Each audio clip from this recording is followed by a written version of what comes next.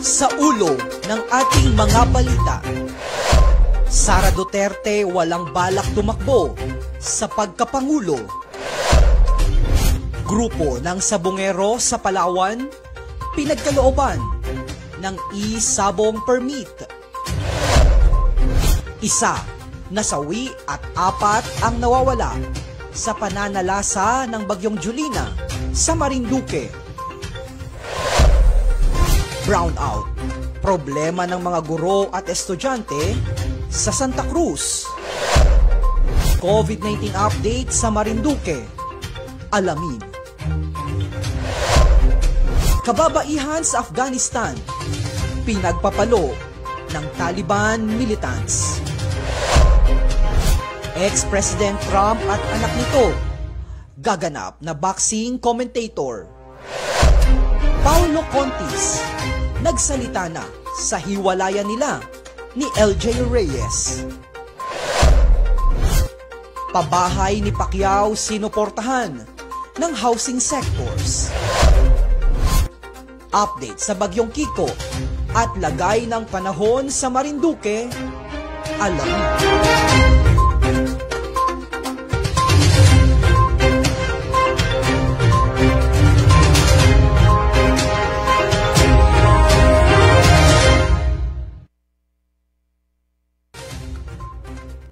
Magandang hapon Luzon, Visayas at Mindanao, Metro at Mega Manila. Bayan po, mga bayan ng lalawigan ng Marinduque, bayan po ng Buwak, bayan ng Mugpog, Santa Cruz, Torrijos, Buena Vista at ganoon din sa bayan po ng Gasan. Ako po ang inyo po tagapagbalita, Adrian Rosales. Ako naman, Romeo Mataak Jr. At ito ang balitaan sa sentro ng Pilipinas.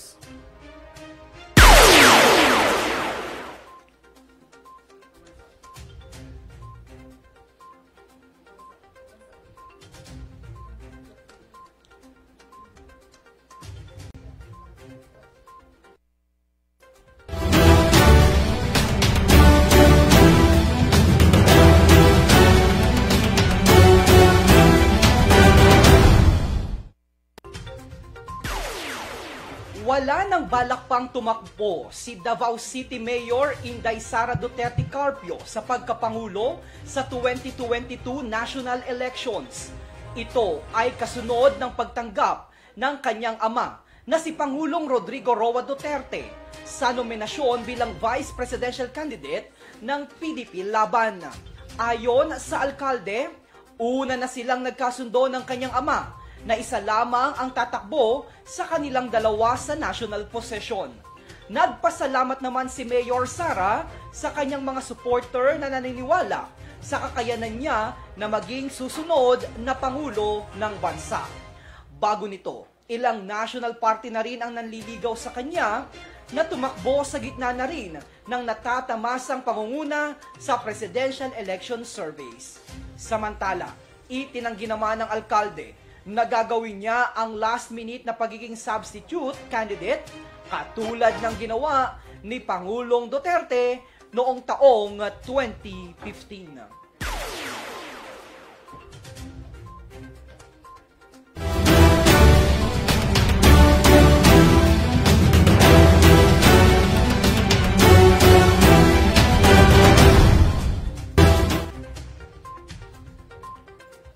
Samantala, binigyan ng special permit ng lokal na pamahalaan ng bayang ito ang Espanola Cocker Club o ECC para sa pagsasagawa ng electronic sabong o e-sabong sa Barangay Pulot Shore sa darating na araw ng Sabado, Setyembre 11. Ang special permit ay para sa naturang aktibidad ay nilagdaan ni Mayor Marcito Acoy at ng License Inspector 1 na si Eric Tejano ngayong Miyerkules, Setyembre 8. Matapos aprubahan din ng Sangguniang Bayan ang Resolution Number 2021-77 sa kailang regular session para dito noong araw ng Lunes, Setyembre 6. Ayon kay Municipal Health Officer Dr. Rodora Tingson, ang isabong ay maaari namang payagan sa lugar na nasa ilalim ng Modified General Community Quarantine o MGCQ status at ang permit ay pinagkaloob sa grupo na nakapaloob sa guidelines para sa mga lugar na nasa MGCQ.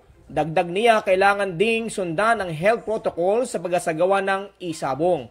Sa ilalim ng Memorandum Circular MC 2020-140 na nilabas ng Department of Interior and Local Government o DILG noong October 23, 2023 o 2020 ay pinapayagan nito ang mga LGU na sa ilalim ng MGCQ status na magsagawa ng cockfighting activities. Base na rin sa guidelines na inilabas ng National Interagency Task Force of Emerging and Infectious Disease o NITF-EID.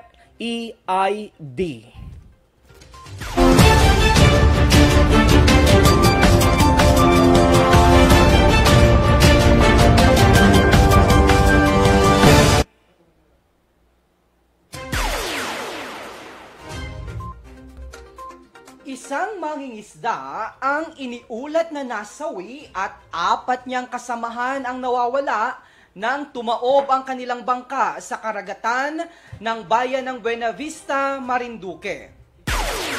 Sa ulat ng Buena Vista PNP na nakarating sa Campo Crame, nasawi sa pagkalunod at head injury ang mangingisdang si Jobert Manalo Garay, 21 taong gulang na residente ng Sitio Lagundian, Barangay Tungib, Lipata, Buena Vista. Kinilala naman ng mga survivor ang 4 niyang kasamahang nawawala na sina Bobby Villavicencio, Bernie Villavicencio, Hermes Villavicencio at Mario Mendito na pawang lahat ay residente ng Barangay Tungib, Lipata, dyan po sa bayan ng Buena Vista. Base sa inisyal na investigasyon, pabalik na nitong nakalipas na araw sa Buena Vista mga mangingisda matapos ideskarga ang kanilang huli sa Lucena City.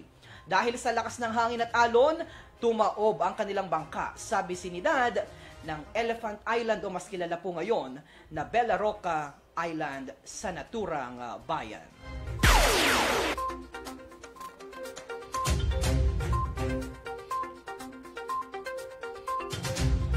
Kaugnay naman po o dumako naman po tayo sa balita dyan po sa bayan ng Santa Cruz kung saan ay makakapiling po natin ang ating correspondent na si John Paul Constantino. Kasamang John Paul, ano ang iyong update dyan sa bayan ng Santa Cruz? Dahilan para mamroblema ang mga mag-aaral, lalo na ang mga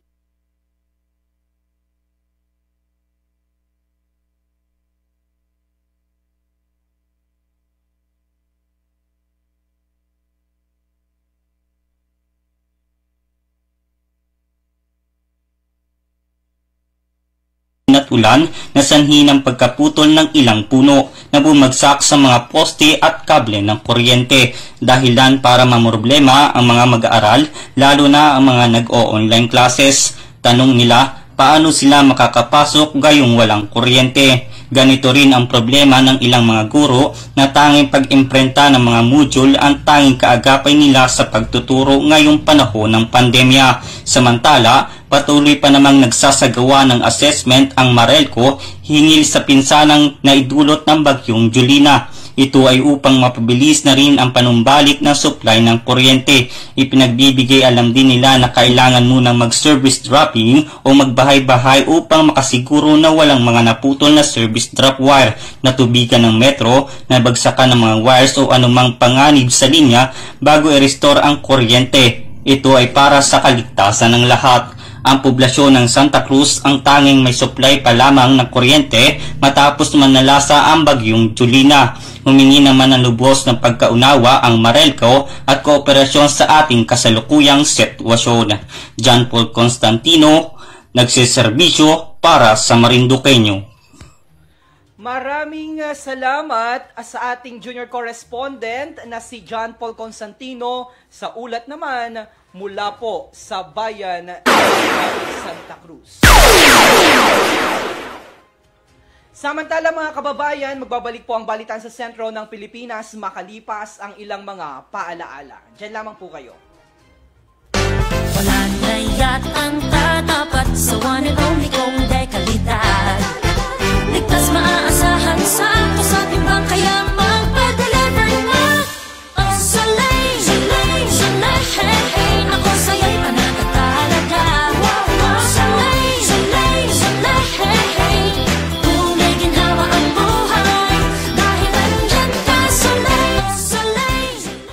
na sa 332-1624 o mag-text sa 0938-418-2604 at 0935-317-1797. Soleil, dapat lang safe and reliable.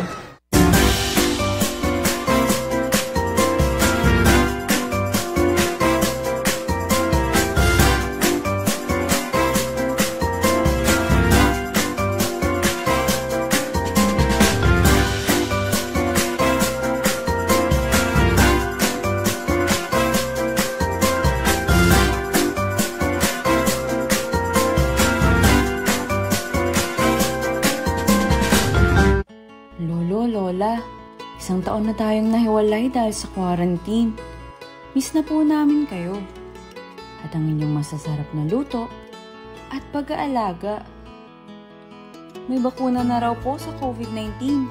Kunin niyo po Kapag nabakunahan na ang lahat, makakapiling na muli namin kayo. Kung ikaw ay edad 60 pataas o may iba pang karamdaman, magparehistro na para sa bakuna kontra COVID-19.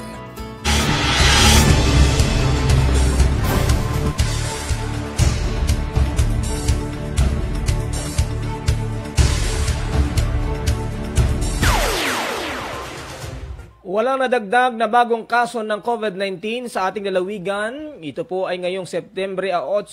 Sa pinakahuling monitoring ng Provincial Health Office, mayroong 400 na COVID-19 active cases sa probinsya. 57 mula sa bayan ng Santa Cruz, 49 sa Torrijos, 123 mula sa bayan po ng Buwak, 78 mula sa bayan ng Mugpog, 44 mula sa bayan ng Gasan at mayroon pong 49 buhat sa bayan po ng Buena Vista. Aabot na po sa 1,735 ang gumaling mula sa kabuang 2,243 na tinamaan ng sakit. At 6 po ang naitala na namatay ngayong araw mula sa kabuang 108 na nasawi.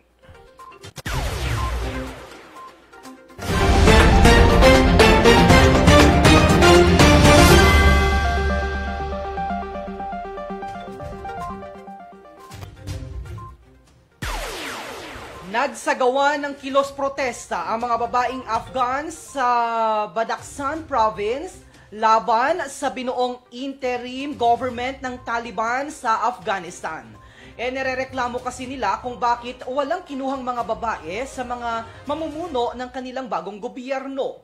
Hindi anya nila matatanggap ang bagong pamunuan ng walang babaeng ministro. Maraming mga kababaihan ang pinagpapalo bago tuluyang buwagin ng Taliban ang mga nagsagawa ng kilos protesta. Iginiit ng Taliban na ipinagbabawal sa kanilang bagong gobyerno ang alinmang pagsasagawa ng kilos protesta at kailangang magpaalam muna ang mga ito. Magugunitang inanunsyo ng Taliban ang pagbuo ng bagong gobyerno na pamumunuan ni Mullah Muhammad Hassan Akhund. Ang magiging Foreign Minister at Deputy Prime Minister naman ay si Hassan Akhund. Tiniyak nila na ipapatupad ng bagong gobyerno ang Islamic law. Huling namuno ang Taliban sa Afghanistan mula 1966 hanggang 2001 kung saan ang mga cabinet ministers ay nasa ilalim ng sanctions ng United Nations.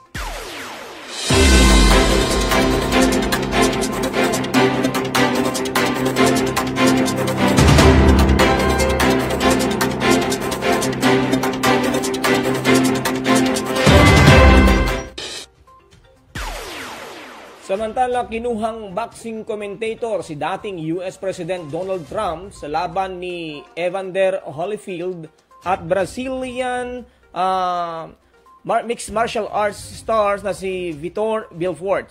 Sinabi nito na sabik na siyang maging commentator sa paghaharap ng dalawang magagaling na fighters.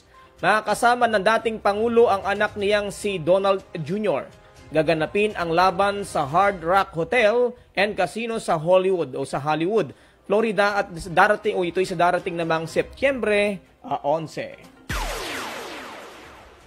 At mga kababayan, batiin muna natin ang ilan sa ating mga kababayan na nanonood sa ating live feed. Tayo po ay sabayan munang sumasayang papawid sa pamamagitan naman ng Lucky 7 Channel 3 gamit po ang atin pong Ganyan din ang ating platform sa social media. Hi sa ating kababayan na si Bobby Moreno, Lindos Lucy na nanonood dyan sa Kuwait. Si Grace Alano Cobilia is also watching.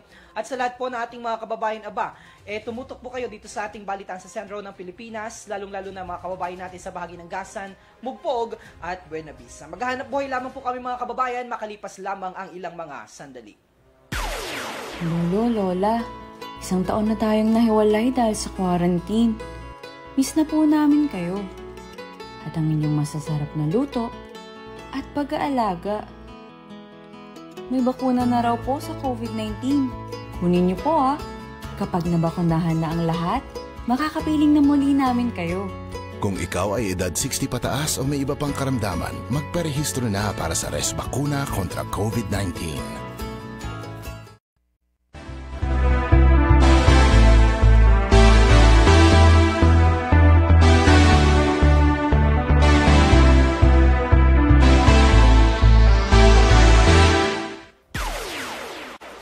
Nagsalita na nga po ang aktor na si Paulo Conti sa isyong hiwalayan nila ni LJ Reyes. Sa kanyang Instagram account, sinabi nito na walang dapat nasisihin sa pangyayari kung hindi ang kanyang sarili.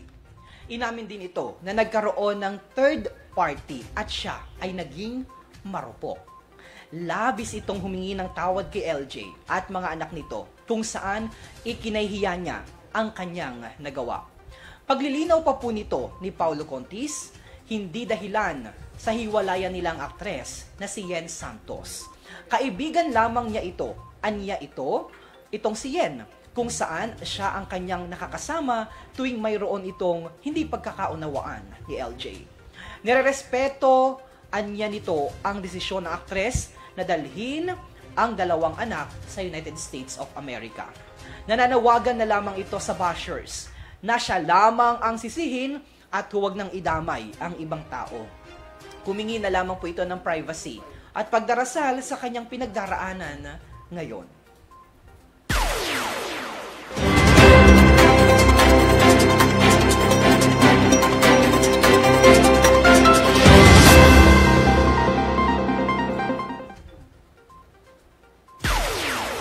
Samantala, matapos ang 10 araw na quarantine, balik trabaho na po si Senador Manny Pacquiao dahil agad pong dumalo si Pacquiao sa isang Zoom meeting kung saan nakausap ang mga stakeholders. Tututukan ni Pacquiao ang pagpapatayo ng mga libreng pabahay. Katunayan, agad na nagpahayag ng suporta kay Pacquiao sina Noel Toti Carino, ang National President ng Chamber of Real Estate and Builders Association o CREBA, at si Miss Lala Valdelovar, ang Chief Development Officer ng Habitat for Humanity. Nangako rin na magbibigay ng tulong sa pabahay ni Pacquiao ang mga urban poor organizations kagaya po ng Anak Pawis at Kadamay, pati na rin ang multi-sectoral leaders gaya nina ang Buhay Party List Representative Lito Atienza at dating Kabataan Party List Representative Terry Ridon. Nabatid na aabot sa 6.6 million ang backlog sa pabahay. Pangako kasi ni Pacquiao, wala ng informal settlers sa Metro Manila sa loob ng 4 hanggang 5 taon sakaling papalarin na maging Pangulo ng bansa ang pambansang kamao. Paliwanag pa ni Pacquiao, kaya nais niyang magpatayo ng libreng pabahay para mabigyan naman ng dignidad ang mga mahihirap. Iba kasi niya ang pakiramdam ng isang tao kapag may sarili itong bahay dahil nakatataas ito ng kumpiyansa sa sarili. Ayon pa kay Pacquiao, batid niya ang ganitong paraan dahil naranasan na rin niya noon ang matulog sa karton. Naniniwala naman ang pambansang kamao na ang maayos na lipunan ay nagsisimula sa isang maayos na tahanan. Bukod sa libreng pabahay, target din po ni Pacquiao na mabigyan ng pangkabuhayan ang mga mahihirap na Pilipino. Sa October, aniya malalaman ng taong bayan kung tuloy o hindi ang pagtakbo nito bilang Pangulo ng bansa. Kung dati-rati ay taga-suporta si Pacquiao ni Pangulong Duterte, ngayon ay nagbago na po ang senador. Una nang kinuwestiyon ni Pacquiao ang malamyang pagtugon ni Pangulong Duterte sa usapin sa West Philippine Sea. Ibinunyag din ni Pacquiao ang korupsyon sa DOH, Department of Energy, at sa Department of Social Welfare and Development o DSWD. Ayon pa kay Pacquiao, tiyak na pasok sa MP o mega prison ang mga kawatan sa gobyerno. Dagdag pa po nito ng ating senador, aabot po sa trilyong piso ang nagnakaw o nanakaw sa kaban ng bayan o ang nananakaw sa kaban ng bayan kada taon dahil naman sa korupsyon.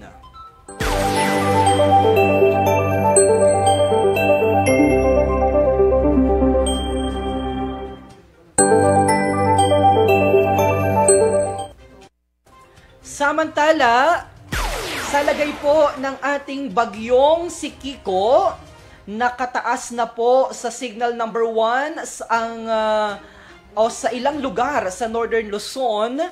Ito po ay ayon sa Pag-asa. Sa katunayan ay signal number 1 na po dyan sa Cagayan, including po o kabahagi po ang Babuyan Islands, ang northeastern portion ng Apayao, ang Luna, Pudtol, Flora, Santa Marcela. Gayun din po ang northeastern portion ng Isabela, Santa Maria, San Pablo, Maconacon, Divelacan at Palanan. Asahan po na habang lumalapit sa landmass ng Northern Luzon ang bagyong si Kiko, mas magtataas ng warning signal ang Pag-asa at asahan din po na hanggang signal number 4 sa bahaging ito ng bansa.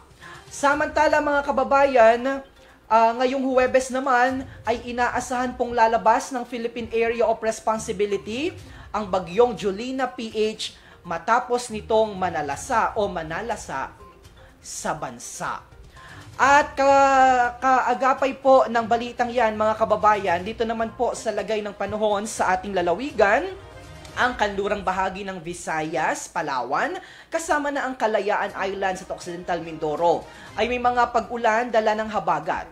Ang nalalabing bahagi ng Visayas ay may maulap na papawirin na may kalat-kalat na mga pag-ulan, pagkidlat at pagkulog, dulot naman po ng habagat. Katamtaman na hangin at mula sa timog kanluran ang iiral sa Visayas, Occidental Mindoro at Palawan, kasama na po ang Kalayaan Islands at mga baybaying dagat o ang mga baybaying dagat ay magiging katamtaman ang pag-alon ng karagatan. Mga kababayan, ang araw po ay lulubog naman ngayong araw. Tutukan po yan dahil ngayon po ay lulubog yan oras na 6:02 ng isang magandang gabi. Yan. So, di lamang natin alam, dito po sa labas ng ating studio, napakaganda naman ng panahon sa maghapon, dito po sa bayan ng Buwak in particular, at medyo mainit-init, partner. Makalipas ang isang araw, makalipas na manalasa ang bagyong si Jolina naman sa ating lalawigan na nag-iwan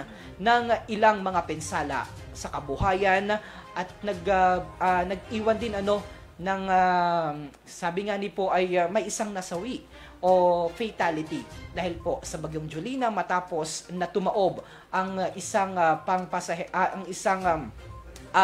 bangka diyan sa bahagi naman ng bayan ng Buena Vista. Partner. So tayo po ay dadako na po sa atin pong pagkaing pangkaluluwa ngayon pong hapong ito. At ito po ay buhat po sa aklat ng mga awit, Kapitulo 107, versikulo 1. O magpasalamat kayo sa Panginoon sapagkat siya'y mabuti, sapagkat ang kanyang kagandahang loob ay magpakailanman. Alright, at sumapit na naman po ang oras para tayo po ay pansamantala ng magpaalam. Maraming salamat po sa lahat ng ating mga kababayan na patuloy na nanunood at sumusuporta sa ating balitaan sa sentro ng Pilipinas. Gayon din po sa ating mga kababayan dito sa ating live feed, si Lynn Lucy, more power to you, DJ Myong and DJ Adrian. Len Silot watching from Abu Dhabi sa United Arab Emirates. Si Maribel Hambalos Romeo Inco is also watching.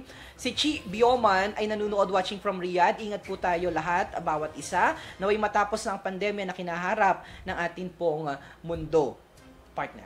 Ayan, at shoutout po pala sa lahat po ng mga empleyado ng Marelco mula pa nung mawala yung bagyo o tawag dito, medyo humupa ay nagsimula na ng kanila pong sinasagawa na pag-check at pag-recover dito sa mga naapektuhan mga linya ng ating Marinduque Electric Cooperative. Mabuhay po kayo. Special shoutout din sa ating mayor ng bayan ng Buwak, Mayor Army de la Cruz Carrion, na kanina ay nakausap ko para sa kanya naman po ang gagawing programa dito po sa ating estasyon. Ayan. At sa lahat din po ng mga tagapanood ng ating programa sa Lucky 7 Channel 3, doon sa mga lugar na apektado, hintay-hintay lang at dire-diretso naman po yung ginagawang pag-recover ng ating Lucky 7 Channel 3. And last one, I would like to special shout out to our dear dyan sa M. Luelier Express, Buenavista Branch. Kanina pa yung nagabigay ng maraming papuso, Mr. Jason Malalad Hermosa at sa aking kapatid na si Romelyn Mata. And of course, special shout out kay Uncle June and Auntie Vilma dyan naman sa Maryland, United States of America. Alright, mga kababayan, maraming salamat sa inyong ginawang pagtutok, pagsubaybay sa ating balitaan sa sentro ng Pilipinas. Magkakitaan, magkarinigan at magkapanooran po muli tayo bukas sa kaparehas na oras at timpilan. Kasama po sa bahagi ng aming technical, nakapiling po namin ang aming direktor, Mr. Mark Cesar Ola. Sa bahagi ng, and of course, kapiling ang aming assistant director, si Mr. Santino Latorena. Sa bahagi po ng produksyon, nandyan ang kanina pa na talagang continuous ang development at pag-upgrade ng kanyang skills. Nandyan naman si Mr. Jopit Lumagbas at sa bahagi ng ating story editor, kapiling natin ang ating bago makasama sa Philippine Information Agency, Mr. Macario Nardo Jr. And of course, aming Regional Director, Dr. Joey Alagaran. Magandang hapon. Muli po, ako naman, Romeo Mataak Jr. ang inyong nakasama, naging tagapagbalita. At ako naman po ang inyo po naging tagapagbalita, kabayan Adrian Rosales. At ito po, ang balitaan sa sentro ng Pilipinas.